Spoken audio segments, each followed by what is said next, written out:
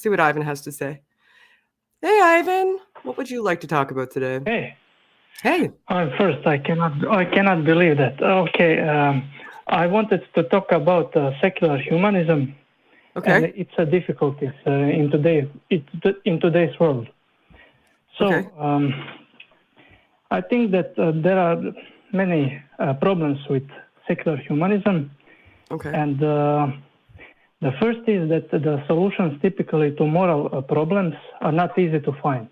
And people struggle with simple moral decisions in everyday life because we can say they are not intelligent enough or they are not rational enough. And the second issue would be that often people have conflicting solutions because they devise moral problems which are conflicting in nature because constraints in those problems are different. And secular humanism advocates using reason to solve any moral problem, but it is not easy because people have different definitions in different environments of problems. Okay. Again, so what's better? What's better?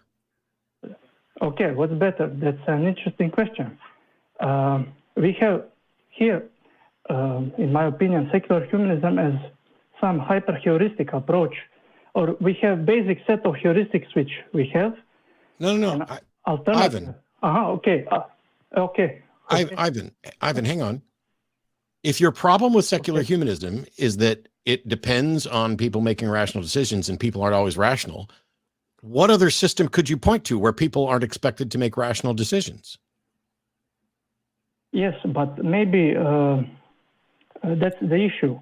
No. That's a question. That's a Ivan. That's a question. Okay. What other moral system can you point to where people are not expected to make rational decisions? They can make rational decisions with regards to different rules. Ivan, I'm going to ask this question until you finally answer it. What other moral system does not require people to make rational decisions that is better? For instance, a religious system does not advocate using always rational decisions. I agree, but that's not one that's better. I'm asking what's better than secular morality. If you're going to say secular morality is all well and good, but here are the problems, you have to point to something that solves the problems. Why would I point to something? Oh, so Ivan, can I interject for 1 second? Because I just want to make sure that I'm hearing you here. Your issue is secular morality. Isn't that it's a good moral code? So you seem to be saying, or at least acknowledging, that the moral code itself is good. What you're saying is that there's nothing forcing anyone to adhere to it. And with religious systems, people are coerced psychologically to adhere to them. And thus it's better as a result of that because we're coercing people to. Okay, so I have a problem with this then, Ivan. My problem is that you're saying, admittedly, it's a worse moral system. It's not a good moral system. The only thing good about it is that people are coerced into adhering to it. If people are coerced into adhering to a moral system that isn't good, the outcomes will also not be good, right? Yes, but... So you're advocating for a moral system that isn't good because people are coerced into adhering to it. Yeah, what you're doing is saying, because this is essentially the same thing, because children aren't always wise, the best course of action would be to lock them in the closet until they're adults, because that way you don't run any risk of them making bad decisions. I would not agree with that. Well, you're wrong. Because, let me just say this. This secular humanism... It's not a system of control, Ivan. I think that's your issue that you have with it, is that it isn't a system of control. And you're saying a system of control is better because people are coerced into forcing and adhering to a system of control.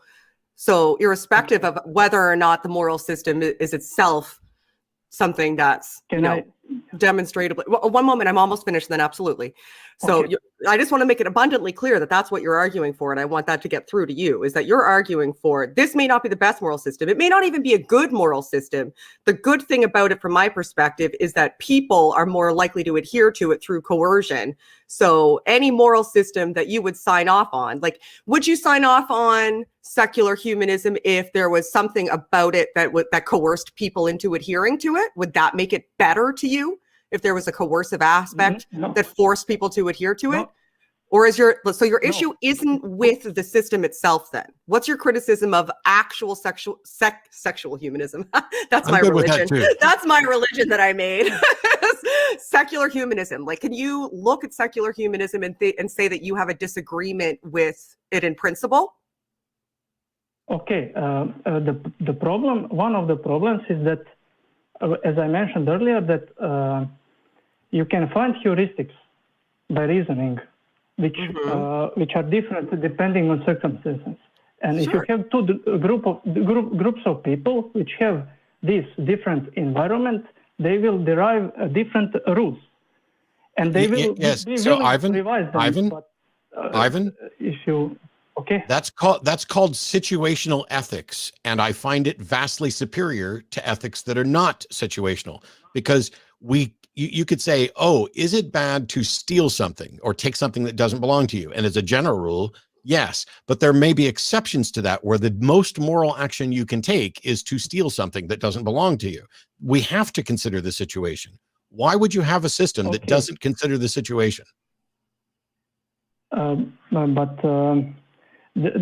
okay. But when you have two conflicting set of rules, which are based, people experience different situations in the same environment, let's say, and they devise rules by reason which are conflicting, and therefore they have an issue. Ivan, they cannot resolve. Ivan, you are not launching an objection to secular morality. You are launching an objection to all moral systems, because if two people look at the same holy book to try to figure out their morals and come to different results, you don't have any way to solve that. If two people look at two different holy books and try and come up with different answers, you don't have any way to solve that. If you follow one holy book and I don't follow any of them, you don't have any way to solve that. The problem you're pointing to of no way to resolve this is, first of all, not true. There are ways to resolve it. Secular humanism values principles of debate and data in order to try to change minds,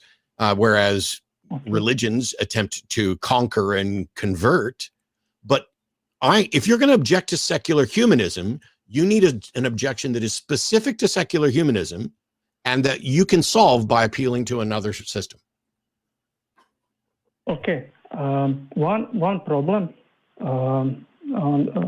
which I can point out very easily, is that in secular humanism, there is no immediate consequence of abandoning any rule. Sorry, what was that? No immediate consequence of what? Of abandoning any heuristic that you devised. For whatting the heuristic? Let's say you devised a set of rules. You do not experience any immediate consequence of abandoning such a rule. Of abandoning a rule? So first of all, a moral system isn't about the consequences. Consequences are imposed by the rest of us. There's no immediate consequence for me telling God to fuck off, but I'm pretty sure that most religions would consider that a problem. If I said, hey, God, fuck off. Look, I'm experiencing no consequences of that. And by the way, some religions would say that the sex that I've been having because I'm outside of marriage is immoral. But I can do it and I'm not experiencing any consequences. So once again, you have come up with a fictional problem that doesn't apply merely to secular humanism. Do you have any objection that applies specifically to secular humanism? You're talking about heuristics too. So I think that, like, just to interject for 1 second, when you're talking about heuristics, like psychological heuristics, you're essentially saying that it's built in to a system of morality that's religious, that you would feel a sense of guilt for breaking the rules because you fear consequences from something outside of you. Is that what you're trying to say? Whereas if you're an atheist and there's secular humanism, not sexual humanism, secular humanism, then you don't have that external imposition of potential consequences that you're convinced is going to happen to you. So you don't have guilt feelings or... Yes, but it's much more that guilt feelings. Guilt feelings relate, I think, only to empathy or something. But you have... and you're not right about that with regard to heuristics, though, Ivan, or how human emotions work. And I still think you should answer Matt's question, because I think that honestly, I think the bulk of what your objection is that there's nothing forcing anybody to adhere to the system, but there's nothing there's nothing forcing me. I'm a human that exists. You can't force me to adhere to a religious moral system, right? Like, there's nothing forcing me to do it other than indoctrination into that system. So are you advocating for indoctrination into systems so that people will adhere to them? Like, how do you solve that problem for yourself? That's correct. Because it is. Secular, let me say, secular humanism does not offer a strong link between the system as itself and the result that it produces. Wrong, sir. Wrong. It provides a stronger connection than anything else. You can point to something that has a stronger connection between the consequences of an action and the goal of the system, because that's all that matters in secular humanism, is what the consequences of an action do with respect to a goal. Yes, I agree, but... we're done with you. I'm tired of you agreeing and never answering the fucking question. Do you have a legitimate objection to secular humanism that is solved by pointing to some other system? I tried to... and you failed. But... Ivan, I think we're going in circles. I think if we're still going to be appealing to the same things in circles over and over and over again, maybe listen back and formulate a little bit better and call us back again. I do appreciate talking to you, though. We have like a billion other callers waiting. If I can, just one more sentence. Last thing. One more. No, you don't get any more sentences. Okay. Ivan, we will let you go. Thank you. I think I appreciate you. Please give us a call back, and we'll maybe talk about this again later after you've had a chance to kind of fully absorb what we're saying. Okay. Thank you. Have a good day. Thank you. All right. Okay. I really think that the crux of what his objection is that there's nothing coercing people to adhere to the system, and that's bad. But then you open yourself up to how do you decide what's the best system to coerce people into adhering to? Like, who's in charge of that? That seems like a huge mistake.